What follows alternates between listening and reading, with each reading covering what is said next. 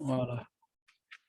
Alors, je rappelle très rapidement, donc notre sidra de la semaine nous parle des offrandes du Cohen. Donc, on avait vu dans la paracha de Korach cette semaine, notre sidra commence, Vaikar Korach, et donc cette paracha fait le récit de sa contestation par rapport à la prêtrise d'Aaron. Puis, effectivement, il pensait qu'il était tout à fait aussi honorable que lui pour être grand prêtre, disant à Moshe Rabbeinu, voilà, tu as choisi pour toi d'être le roi et tu as donné à ton frère la prêtrise en étant Kohen Gadol. Moi aussi, je réclame mon droit. Donc, on voit effectivement que le bon droit de Aaron a été établi d'une manière miraculeuse grâce à son bâton, son bâton a fleuri, le premier parmi tous les autres morceaux de bois qui avaient été déposés dans le Aaron. Et en conséquence, on voit que d'en haut du ciel, c'est bien Aaron qui a été choisi par Dieu et non pas Moshe Rabbeinu qui aurait fait le choix à la place de Dieu. En conséquence, les offrandes du Cohen lui furent aussi donc également accordées. Donc on avait vu que ces offrandes consistaient à donner au Kohanim une part de tout ce que l'on possédait, de ce que l'on introduit dans son corps, donc les aliments, comme de ce qui entoure le corps, c'est-à-dire les vêtements. Ainsi, la dîme et les prémices appartiennent donc à la première catégorie, puisqu'il s'agit donc de choses qui sont mangeables, et le début de la tonte, qui concerne la laine qui était offerte, concerne donc la seconde, qui est donc les vêtements. Donc le verset avait défini que ce sont des cadeaux offerts aux Cohen. Pourquoi? Parce qu'en fait, les Kohanim représentent en fait les représentants de Dieu sur terre, puisque eux n'ont reçu aucune part dans la terre d'Eretz Israël. Leur part, c'est le bon Dieu, et on dit qu'ils sont comme les enfants assis à la table du roi. Donc, les Kohanim reçoivent donc ces cadeaux, car ils ont pour but d'établir l'entrée en matière de tout ce que l'on possède, pour bien montrer que tout ce que Dieu nous donne doit être bien évidemment avec une reconnaissance que c'est lui qui nous donne tout ce que nous avons, et donc il est nécessaire que le meilleur, tout ce que l'on possède doit être consacré au service de Dieu. Il est dit d'ailleurs au propos des Kohanim que, comme on a dit, Dieu est leur héritage et ils n'ont pas de relation directe avec la matérialité de ce monde, se consacrant uniquement au service de Dieu. En conséquence, ces offrandes étaient en réalité des offrandes faites à Dieu, et les Kohanim étaient donc ceux qui recevaient et par ce biais-là étaient nourris directement à la table de Dieu. Donc, de ce fait, aujourd'hui, donc tout cela qui correspondait à ce qui était fait dans le Beth Amikdash à l'époque, eh bien, existe aussi encore aujourd'hui, à l'heure actuelle, comme le souligne le Rambam, qui nous avait expliqué que celui qui donne à manger à un pauvre, par exemple, doit de ce fait, eh bien, lui offrir non pas simplement un morceau de pain, un peu d'eau, se débarrasser de lui, non, on doit lui donner, lui offrir le meilleur et ce qui est le plus doux de ce que nous possédons. S'il lui offre des vêtements, ainsi qu'il est dit, quand tu verras un homme donc qui est dévêtu, tu le couvriras. Donc, il lui donnera les plus beaux vêtements, les plus élégants. S'il fait construire une synagogue, eh bien, il s'arrangera pour que cette synagogue soit plus belle que sa propre maison. Et ainsi, donc, il pourra réaliser ce qui est marqué dans les versets. Les mets les plus gras sont pour Dieu, c'est-à-dire que le meilleur doit être offert à Kadosh Baruch Hu. Et donc, on voit qu'ici, effectivement, donc dans le Rambam, nous a apporté donc trois sortes de choses qui donc font partie de la vie d'un homme, tout ce qui concerne lié à la nourriture, donc ce qu'il est introduit à l'intérieur de nous-mêmes, ce qui sont les vêtements qui nous protègent donc à l'extérieur, et la maison qui est encore un autre vêtement qui nous protège encore de manière beaucoup plus large, puisque la maison étant donc beaucoup plus grande qu'un vêtement. On trouve ici effectivement donc à travers ça un enseignement très profond, puisque le Rambam a donc défini ces trois besoins selon les mêmes termes. Donc bien sûr, on va retrouver aussi donc il y a un enseignement profond. En l'occurrence, on peut retrouver cette dimension de manière spirituelle dans des notions donc telles que la nourriture, les vêtements et la maison de manière spirituelle. Donc, tout cela englobe bien, effectivement, tous les biens de ce qu'un homme doit possède. Et dans tout cela, il doit donner la première partie est la meilleure au Cohen qu'il porte au plus profond de son âme, c'est-à-dire, en fait, c'est qui? C'est le domaine de la sainteté, c'est-à-dire son âme divine. Chacun de nous possède son Cohen Gadol, qui est donc son âme divine. Et de ce fait, donc, chez lui, qui est donc un homme moyen, comme le Tanya l'a défini, donc quelqu'un qui ne fait ni le mal par la pensée, ni par la parole, ni par l'action, le mal étant présent, mais il ne s'exprime jamais chez lui, puisqu'étant Beinoni, mais bien sûr, cela s'exprime chez l'homme moyen, mais non avec bien sûr un tzaddik dont l'âme divine peut effectivement être définie. Donc là, en l'occurrence, cette âme divine est définie comme un pauvre. L'inverse est vrai aussi pour le tzaddik. C'est ainsi que lui-même, Hillel Azaken, quand il allait manger, il disait qu'il allait faire une tzedaka, un bienfait à celui qui est abandonné, c'est-à-dire son propre corps. Donc, il en est ainsi pour la nourriture, pour les vêtements et pour la maison. Le Rambam fait clairement référence pour la maison à cette notion de maison par rapport à la synagogue, c'est-à-dire un édifice totalement consacré à Dieu. Voilà, pour adopter donc une telle attitude jusque dans les moindres détails de notre comportement, il est nécessaire qu'il y ait une préparation globale. Et le Rambam l'indique en conclusion en disant, voilà ce que l'on doit bien avoir en tête et bien retenir. On doit consacrer ce que l'on possède, ainsi qu'il est dit, les mets les plus gras seront offerts à Dieu.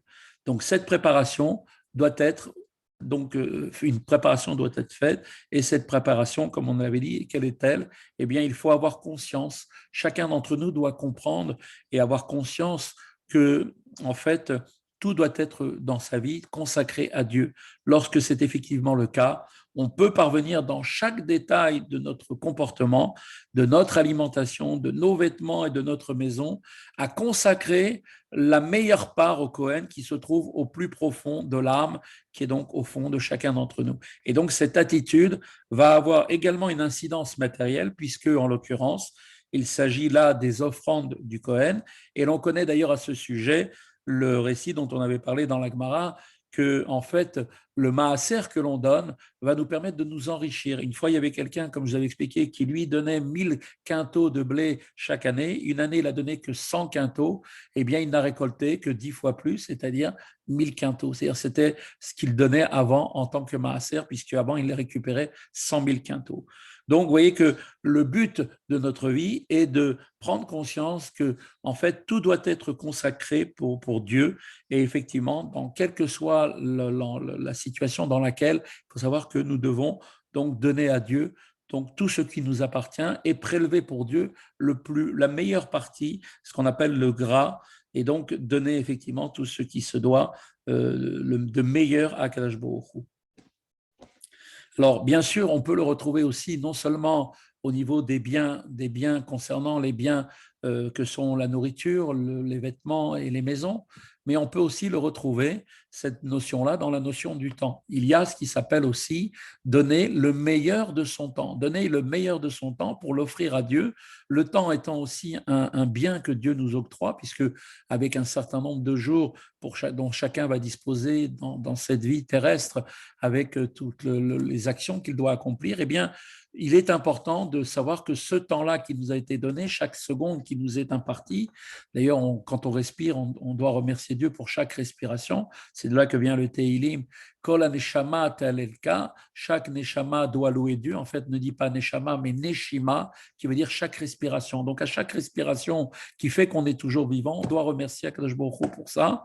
Et donc, le temps étant bien sûr compté pour chacun d'entre nous, il est important là aussi de le consacrer pour Dieu, faire en sorte de ne pas perdre son temps inutilement avec des choses qui seraient complètement à côté de la mission pour laquelle nous sommes dans ce monde. Il s'agit donc de consacrer notre temps pour faire venir Dieu ici-bas dans ce monde. Mais dans ce temps-là, il faut donner aussi la meilleure partie de notre temps, c'est-à-dire le gras pour Dieu. Et ce gras correspond en fait au moment du début de la journée, puisque le début de la journée, c'est le moment où on est reposé, on a bien dormi, on est tout à fait reposé. Et donc, ce temps-là qui nous est maintenant donné, eh bien, on doit le consacrer à Dieu. Et c'est pour cette raison qu'il y a un ordre d'après le Shulchan Aruch. On va bien sûr prier en minyan à la synagogue. De là, ensuite, on va donc faire une étude tout de suite après, donc une étude, donc de la Beth Knesset, on va au Beth Midrash, et ensuite seulement on commence à prendre un repas en mangeant du pain. La halakha d'ailleurs précise que manger du pain a en fait une ségoula qui nous protège de 89 maladies. Donc vous voyez, manger du pain, c'est très important. Et donc à partir de là, eh bien, à partir de là, une fois qu'on a pris son repas, qu'on a fait selon ce seder-là, où on a offert les premiers instants, les premières heures de notre vie pour Dieu, à ce moment-là, seulement à ce moment-là, on pourra aller donc vaquer à nos occupations donc quotidiennes. Maintenant, on revient à la suite de l'étude de cette sira du Rabbi. Korach, comme on l'avait vu, eh bien, il contesta la prêtrise d'Aaron. Il disait, il prétendait lui-même que nul n'est besoin d'offrir les maigras au Kohen. On n'est pas obligé de le faire. Pourquoi? Parce que toute l'assemblée est sainte, Kol Haeda Kedoshim. Et Dieu se révèle à l'intérieur de la communauté. Donc, qu'est-ce qu'il a donc émis comme contestation, Korah? Pourquoi seriez-vous donc plus élevé que les autres? Pourquoi, sous-entendu, doit-on tout donner au Kohanim et ne pas le garder pour nous, puisque chaque juif étant quelqu'un de kadosh? De fait, on voit très bien que Dieu se révèle effectivement dès lors que 10 juifs dans un minyan sont réunis, même si ceux-ci ne se consacrent pas à l'étude de la Torah et simplement viennent discuter de choses banales, des futilités. Un simple fait qu'il y ait 10 personnes, il y a une lumière tellement grande qu'on dit que même l'ange Michael, qui est le plus grand de tous les anges, ne peut pas s'approcher tellement la lumière est tellement éblouissante, c'est un feu qu'aucun ange ne peut s'approcher. Un juif qui se trouve seul possède aussi lui-même une âme divine. C'est le cas du juif le plus simple ou même de l'impie le plus avéré, même si ce dernier-là eh bien, n'a pas la révélation profonde. En conséquence, là où on va, il faut bien comprendre qu'on est toujours accompagné par cette âme divine. Et donc, puisqu'elle est une véritable part de Dieu, comme le dit le Tanya, eh bien, ça veut dire qu'on est accompagné par Dieu lui-même. Korach, lui, en concluait la chose suivante. Puisque chaque juif est constamment en présence de Dieu, il possède au fond de lui cette dimension qui est en fait une part de Dieu. Pourquoi seriez-vous donc plus élevé que les autres? Donc sa contestation était quelque part, on peut effectivement comprendre ce qu'il disait. Bien plus, un érudit de la Torah est encore plus libre de ses agissements, car bien évidemment, celle-ci le protège, et comme dit la Mishnah, qui est l'homme libre, véritablement libre, c'est celui qui s'adonne à l'étude de la Torah, car la seule liberté qui nous est donnée, c'est par l'étude de la Torah. Quand je me donne sur moi l'obligation d'étudier la Torah, eh bien, je me libère de toutes les autres contingences de ce monde. Et donc, la Torah, eh bien, c'est elle qui nous protège et qui nous sauve. Nos Chachamim, d'ailleurs, soulignent que la faute fait disparaître la mitzvah, mais non la Torah. La mitzvah peut disparaître, mais non pas la Torah qu'un juif il a étudié. L'érudit peut donc dire ce qu'il veut, la Torah le gardera. Un discours d'ailleurs qui a été chassidique précise que ce que Korach reprochait à Moshe et à Aaron, il considérait en fait que l'âme de chacun d'entre eux émanait du monde spirituel le plus élevé, c'est-à-dire, comme on le connaît, le monde de Hatzilut, le premier monde. Et donc, il n'y avait aucune raison pour que l'un soit plus élevé que les autres. D'accord? Donc, lui-même, il pensait comme ça. Donc, dans les générations ultérieures, celles qui sont venues bien après, seuls ceux qui appartiennent à une élite possèdent une âme d'Atsilut, c'est-à-dire dans chaque génération, les tzadikim de cette dimension-là sont quand même beaucoup moins nombreux. Et dès lors, alors il devient effectivement nécessaire que quelqu'un doit assumer le rôle de Moshe Rabbeinu dans la génération, comme étant le Nassi Ador, le prince de la génération. La génération du désert, en revanche, possédait une élévation considérable. Les 70 anciens avaient reçu une partie d'ailleurs de l'esprit de Moshe Rabbeinu et par leur intermédiaire, ils étaient même de même également pour les 600 000 âmes particulières. Donc tous les juifs étaient dans une dimension de spiritualité exceptionnelle. D'ailleurs, on dit bien que cette génération qui a mangé la manne, eh bien, étaient les seuls à pouvoir comprendre de manière aussi profonde la Torah que cette génération. Car n'oublions pas que nous devenons ce que nous mangeons. Nos cellules se régénèrent à partir de la nourriture qui est absorbée. Eux n'absorbaient qu'une nourriture céleste qui était tellement parfait qu'il n'y avait absolument aucun besoin de ressortir quoi que ce soit. Tout était complètement assimilé. C'est pour ça qu'ils n'avaient pas besoin de faire leurs besoins. Il n'y avait pas de déchets. Et donc, ils étaient dans une dimension que leur corps était tellement raffiné par cette nourriture qu'ils ont mangée pendant 40 années que leur cerveau, leur compréhension de la connaissance de la Torah était extrêmement, extrêmement puissante. D'ailleurs, on l'a appelée cette génération d'Ordéa, la génération de la connaissance. Et bien sûr, cela ne concernait que cette génération. Après, quand les Bnei Israël sont rentrés avec Yahushua en Eretz Israël, alors on est passé d'une génération qui est descendue de niveau. D'ailleurs, on appelait la génération de Moshe Rabbeinu la génération de la vision. On sait très bien que quand on voit quelque chose, on est beaucoup plus fort sur ce qu'on voit. D'ailleurs, le témoignage qui est fait dans un tribunal par des témoins ne peut être validé que seulement s'ils ont vu de leurs yeux ce qui s'est passé. Par contre, la deuxième génération qui est passée ensuite était de la génération du niveau du sens de l'ouïe, ce que l'on entend. Donc, on sait très bien que quand on entend quelque chose, on peut effectivement être dans le doute, car on peut effectivement nous faire douter de ce qu'on a entendu en nous disant que ce qu'on avait entendu n'était pas forcément juste. Par contre, quand je vois quelque chose, personne ne peut me faire douter de ce que j'ai vu. Eh bien, donc, cette génération qui était d'une telle dimension tellement haute, donc on voit que l'argument de Korach était tout à fait justifié par rapport à cette génération. Et il disait à Moshe Rabbeinu, il lui disait, pourquoi seriez-vous donc plus élevés que nous? On est tous pareils dans cette génération. Nous nous trouvons d'ores et déjà tous en Atsilut. Est-ce que vous aspirez à un niveau encore plus haut que celui-là? On est tous au top, au summum. Pourquoi est-ce que vous êtes au-dessus de nous? L'objection de Korach, il faut savoir que cette objection ne concerne pas seulement la génération dans laquelle il a vécu, la génération de celle du désert. Cette situation, cette objection se rencontre aussi aujourd'hui, à l'heure actuelle, car tout ce qui se révéla lors de la sortie d'Égypte a été également maintenu par la suite. On retrouve toujours les mêmes processus qui se réappliquent de manière consécutive. Certains, dans certaines générations, comme d'ailleurs dans la nôtre, considèrent, eux, qu'ils sont des érudits de la Torah, que leurs connaissances sont bien suffisantes et qu'ils n'ont nul besoin d'en acquérir d'autres. Ils ont atteint un certain niveau, c'est bon, ça y est. La réponse à leur objection est la suivante. Il ne suffit pas qu'un talit soit entièrement constitué de fils d'azur, d'accord, des fils bleus. On doit en outre y placer des tzitzit qui ont la particularité d'évoquer la crainte de Dieu et la soumission.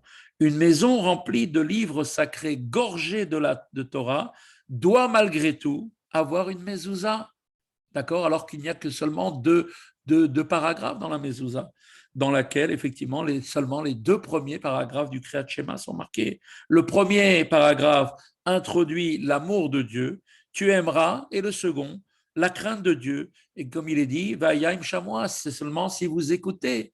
D'accord? Une mezouza protège la maison de tout ce qui s'y trouve à l'intérieur. Et même à l'extérieur, quand on passe la porte, c'est pour ça d'ailleurs que l'on embrasse la mezouza, car la mezouza continue à nous protéger à l'extérieur.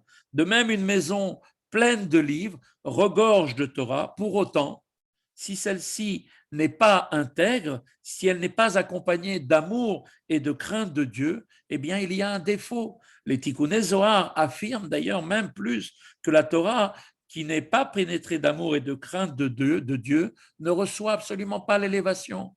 C'est comme si, que Dieu préserve, on avait mis tout dans un CD, dans un ordinateur. C'est pas parce que l'ordinateur il possède toute la Torah entière avec tout ce qui a été écrit, les milliers de livres qui ont été écrits, que l'ordinateur est devenu kadosh.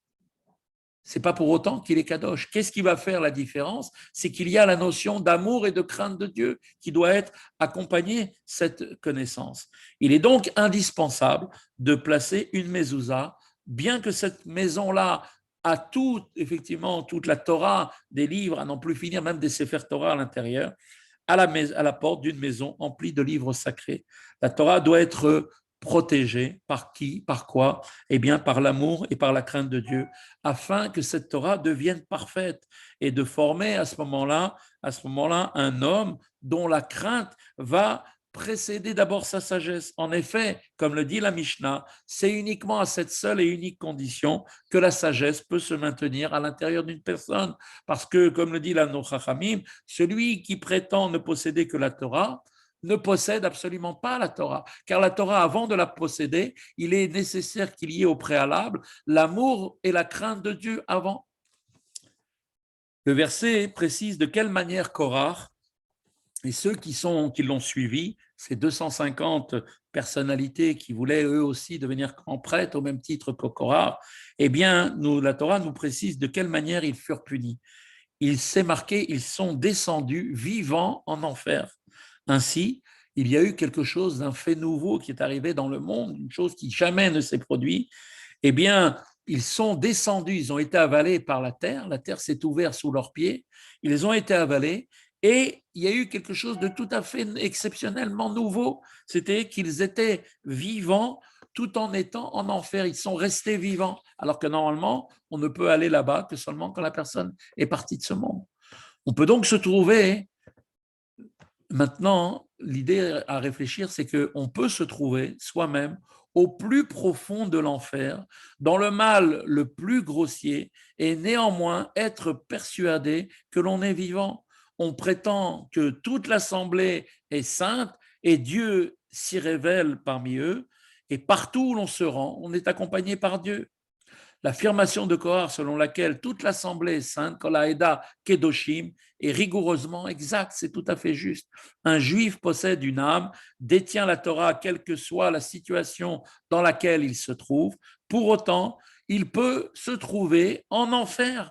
En effet, à quoi bon posséder la Torah lorsqu'elle celle-ci se trouve dans un endroit et le juif qui l'étudie se trouve dans un autre endroit? Bien plus, le Admour Azaken souligne que lorsque l'on étudie la Torah d'une autre manière que celle qui est nécessaire, c'est-à-dire avec l'amour et la crainte de Dieu, eh bien cette Torah se trouve elle-même en exil dans les forces du mal. Elle est prisonnière.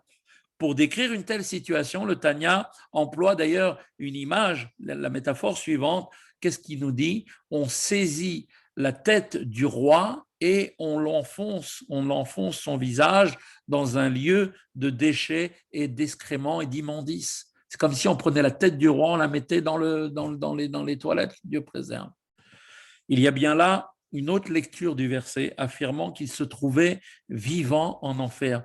Ça veut dire quoi? On prend en effet la Torah, qui par nature est vie, et on la met en enfer. Voilà ce que ça veut dire. Qu'est-ce qu'on doit faire maintenant? Comment peut-on faire pour sortir de cet enfer? Eh bien, pour remédier à une telle situation, il faut apporter les offrandes au Kohen. Le Kohen qui est donc consacré. Et donc, ça veut dire quoi? Consacrer le moment le plus propice et les meilleures forces que nous avons en nous à l'étude de la Torah et à la prière. Il nous faut donc offrir à Dieu le début et la meilleure part de ses aliments, de ses vêtements, de sa maison. Et pour se préparer à tout cela, il faut dire avant toute chose, dès qu'on ouvre les yeux, Modéani, en ayant conscience que l'on doit se soumettre profondément à Dieu. Dès qu'on ouvre les yeux, on doit avoir cette conscience.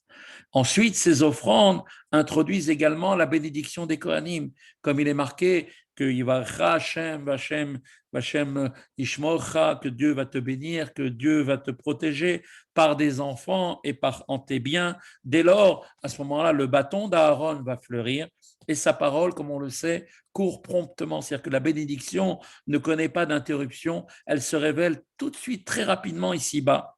Ce bâton, vous le savez, était en fait une branche d'amandier, les shkedim en hébreu, qui le mot shkedim, de la même étymologie que le mot shkeda, qui veut dire l'ardeur.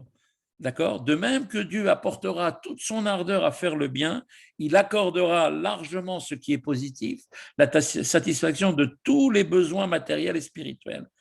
Alors maintenant, il est devenu bien sûr une chose tout à fait courante que de transmettre quelques idées en allant visiter d'autres synagogues, comme vous le savez, le but étant de partager ce que nous avons appris pour en faire profiter les autres. La paracha de cette semaine est consacrée donc à l'épisode de Korah, qui a donc contesté la prêtrise d'Aaron et affirmé que toute l'assemblée était sainte. Donc de fait, on peut prétendre encore que toute l'assemblée est sainte, que quiconque le désire peut prendre seul la décision qui lui convient, le mieux que chacun est à même de décider ce qu'il doit faire, ce qu'il ne doit pas faire. On doit donc savoir qu'une telle conception, eh bien, elle est totalement fausse, elle est celle de Korah. De telles idées donnent naissance à la controverse entre ceux qui les partagent. En effet, cette controverse n'est pas pour le nom de Dieu, au même titre que celle de Korah et des hommes qui l'ont suivi. Il faut donc se soumettre, il faut que chacun prenne conscience qu'il doit se soumettre aux érudits de la Torah, les Talmidei Chachamim, les Rabbanim, et ceux qui sont à même de trancher la halacha, dont seule la décision peut changer le monde. Et en effet, la Torah le dirige. Comme on sait très bien que quand un rave il va décider qu'une chose elle est cachère ou pas, à ce moment-là, la chose devient exactement ce qu'il dit, car par le pouvoir que la Torah donne aux rabbins, aux rabbanim, il donne cette force de transformer vraiment les mots qu'il dit d'une chose, de la matière même d'une chose qui se transforme. On doit retenir également de cette paracha que ce qui a été dit à propos des offrandes du Kohen, le Rambam dit, comme on l'avait dit, que tous les mets gras seront consacrés à Dieu. Ça veut dire quoi? Que celui qui fait un don à un pauvre l'offre en réalité à qui?